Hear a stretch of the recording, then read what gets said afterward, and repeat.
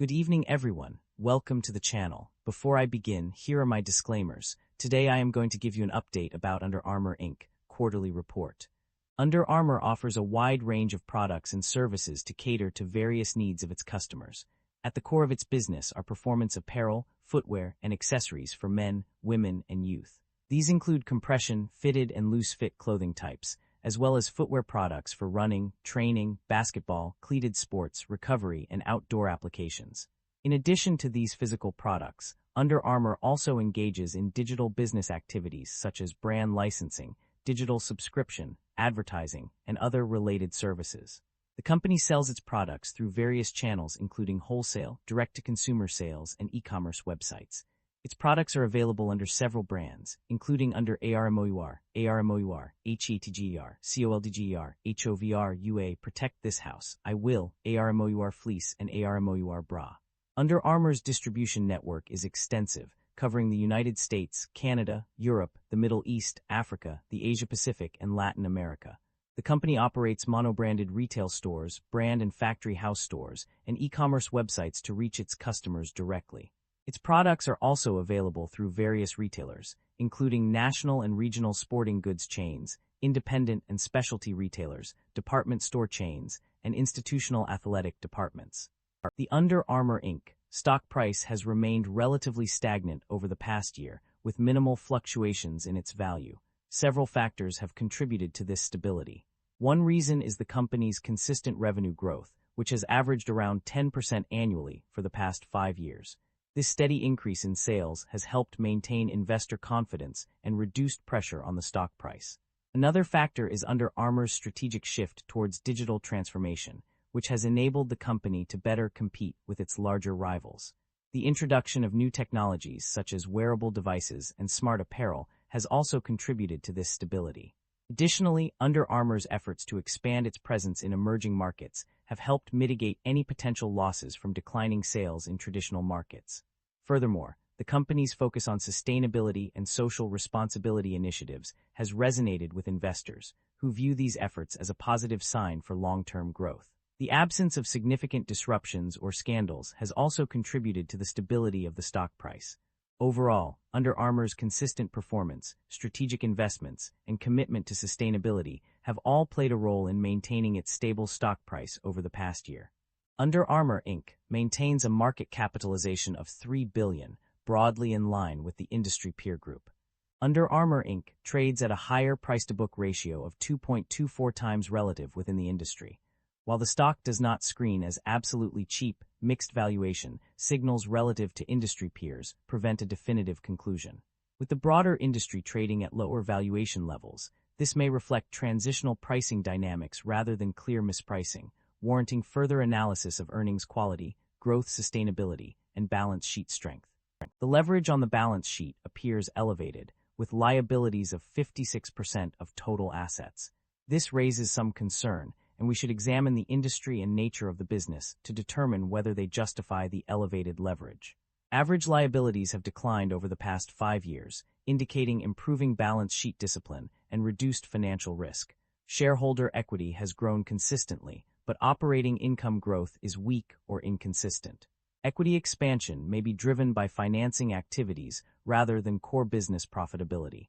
The company has consistently reduced its share count, reflecting a shareholder-friendly approach to capital allocation. The income statement shows that the company revenue have been declining annually and operating income have not been increasing. This shows that the business is under pressure with rising cost and its management is unable to expand the business. The primary drivers of revenue growth and decline can be identified through an analysis of various regions and product categories.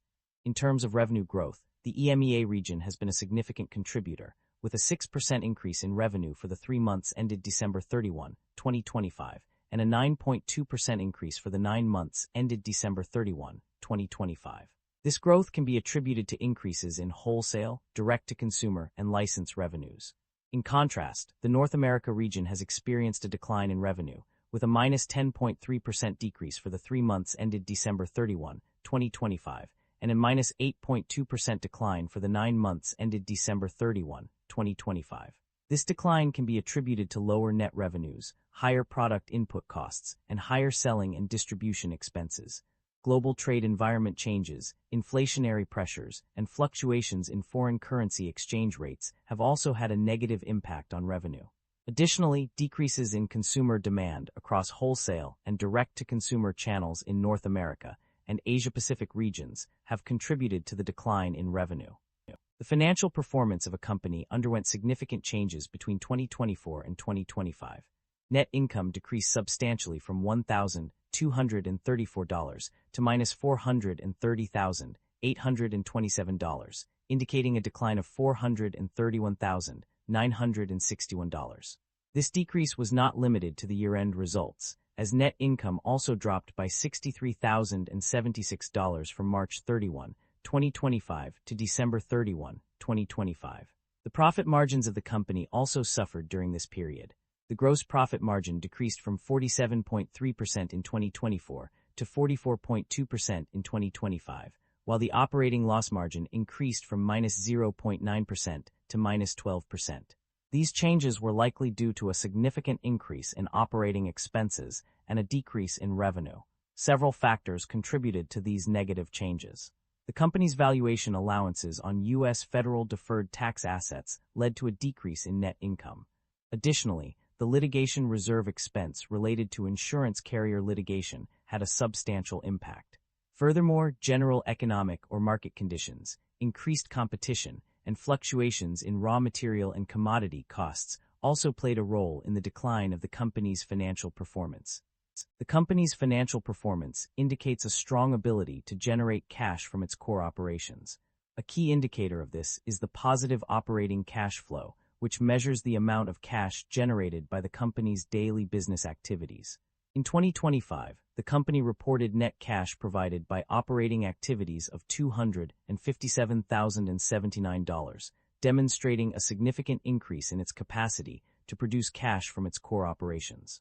This positive trend is further reinforced by the fact that operating activities generated a positive $257,079, indicating that the company's day-to-day business activities are generating substantial amounts of cash. This suggests that the company's management has been effective in optimizing its operational efficiency and managing its resources effectively. Overall, the company's ability to generate positive operating cash flow is a testament to its financial health and stability. The company's debt level has undergone significant changes over the past year. As of December 31, 2025, the total debt increased from $583.9 million to $998.5 million, a substantial rise of $414.6 million. Furthermore, the total principal payments due have also increased by $400,000, and the total amount outstanding has risen by $394,606. In terms of interest expenses, there are several notable changes. The amortization of bond premium and debt issuance costs has increased from $1,703 in 2024 to $2,141 in 2025. More significantly, the interest expense for the 3 months ended December 31, 2025, was $15.6 million, a substantial increase from $6.4 million in 2024. Similarly, the 9-month interest expense also saw a significant rise, from $18.1 million to $37.2 million. Overall, it is clear that both the company's debt level and interest expenses have increased significantly over the past year. The performance of various segments and regions has been a mixed bag for the company. On the positive side, North America has shown strong net income of $105,902, while EMEA has experienced significant growth, with a 6% increase in 3 months and a 9.2% increase in 9 months. The Asia-Pacific region also reported a respectable net income of $20,954. However, other regions have struggled to keep pace. Latin America has incurred a net loss of -$8,004, indicating significant financial difficulties. Meanwhile, North America's growth has stalled, with a 10.3% decline in 3 months and an 8.2% decline in 9 months. The Asia-Pacific region has also experienced declines, with a 5.1% drop in 3 months and a 9.7% drop in 9 months. These underperforming regions will require attention from the company to get back on track. Management is emphasizing the importance of driving premium brand right growth and delivering improved profitability. To achieve this, they plan to grow the business through increased sales, expansion of direct-to-consumer sales channels, and wholesale distribution growth. Strategic initiatives will be executed across key areas, including the North America region. A significant focus will also be on enhancing consumer engagement and strengthening brand connectivity through a digital strategy. This includes investing in new products and marketing strategies to drive future benefits and opportunities. Additionally, management plans to continue the share repurchase program. However, it is noted that restructuring efforts are anticipated, although the scope and timing of these efforts remain uncertain. Overall, management's outlook suggests a commitment to growth and profitability through strategic investments and initiatives. The company has made several significant acquisitions and divestitures to shape its business strategy. Acquisitions are a key part of the company's growth plan. One notable acquisition was the purchase of land in Baltimore Peninsula from entities controlled by Mr. Plank, which will help accommodate the company's expansion needs. The company also issued debt to finance these acquisitions, including $600 million in 3.25% senior unsecured notes due June 15, 2026, and $400 million in 7.25% senior unsecured notes due July 15, 2030. On the other hand, the company has also made strategic divestitures to optimize its operations. One notable example is the exit from a distribution facility in Rialto, California, which resulted in an impairment charge of $15.9 million. Additionally, the company separated from the Curry brand, incurring non-cash contract termination costs of $69.7 million. Furthermore, the company redeemed its senior notes due 2026 in August 2025, demonstrating a commitment to managing debt and optimizing its financial position. The company's financial activities have been transparent in their reports. One notable aspect is the absence of dividend payments to shareholders. Despite this, the company has engaged in share buybacks, a strategic move to boost shareholder value. Specifically, they repurchased $115 million worth of shares, totaling 18 million units. This initiative demonstrates the company's commitment to returning value to its investors through alternative means. Concerns about inventory buildup and supply chain disruption are mounting. The data suggests that there is a significant increase in inventories, with a $27.7 million rise noted on page 59. Furthermore, it is explicitly stated on page 61 that an inventory buildup does indeed exist. The supply chain is also under threat due to various factors.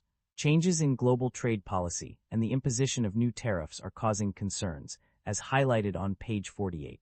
Additionally, fluctuations in raw materials and commodities costs are adding to the uncertainty. The expected negative impact on fiscal 2026 results is substantial, with increased tariffs projected to cost $80 million. Macroeconomic factors such as inflationary pressures and fluctuations in foreign currency exchange rates may also affect product input costs, freight costs, and consumer discretionary spending. That concludes the financial summary for Under Armour Inc. Feel free to comment below, and I will be happy to answer them when possible.